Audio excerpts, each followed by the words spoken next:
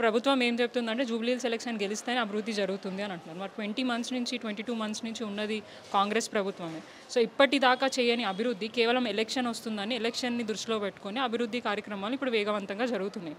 So ఆ భయం కాదు యాక్చువల్గా వాళ్ళకు ఉన్నది. రేపటి రోజున మళ్ళీ జూబ్లీహిల్స్లో బీఆర్ఎస్ గెలిస్తే వారిని ఏమంటారు ప్రెజరైజ్ చేసి ఇస్తా అన్న హామీలు ఇవ్వకుండా వాళ్ళు ఏదైతే మోసం చేస్తున్నారో దాన్ని ఇంకా ఎక్కువ ప్రజలలోకి తీసుకెళ్ళి దాన్ని వ్యతిరేకతను తీసుకొస్తామన్న ఉద్దేశంతో వాళ్ళు ఇప్పుడు అన్ని డ్రామాలు వేస్తూ అభివృద్ధి జరుగుతుంది, సంక్షేమం మేము ఇంప్లిమెంట్ చేస్తామని చెప్పేసి చెప్పడం జరుగుతుంది. దీన్ని ఎవరు ప్రజలు ఏమంటారు తిరస్కరిస్తున్నారు, వారందరూ గమనించున్నారు ఏం జరుగుతుంది ఏంటి రాష్ట్రంలో అనేది.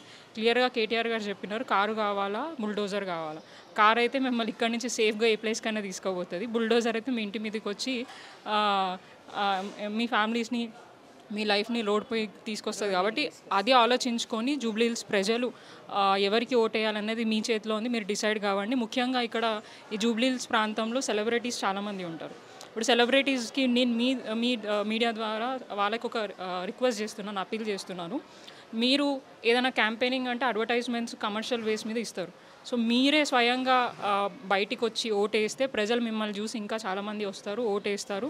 సో అది దృష్టిలో పెట్టుకొని ఎలక్షన్ క్యాంపెయిన్ని కూడా మీ ద్వారా పబ్లిసిటీ చేయాలని చెప్పేసి ఉన్న ప్రతి సెలబ్రిటీని నేను రిక్వెస్ట్ చేస్తున్నాను. ఎలక్షన్ వచ్చిందని అంటే అందరూ హాలిడే లాగా తీసుకోకుండా ఒక బాధ్యతగా ఒక సిటిజన్కి ఉన్న ఓటుని వినియోగించుకోవాలని చెప్పేసి నేను విజ్ఞప్తి చేస్తూ ఖచ్చితంగా బీఆర్ఎస్ పార్టీ సునీత అమ్మ గారు గెలుస్తారని మా గట్టి నమ్మకం.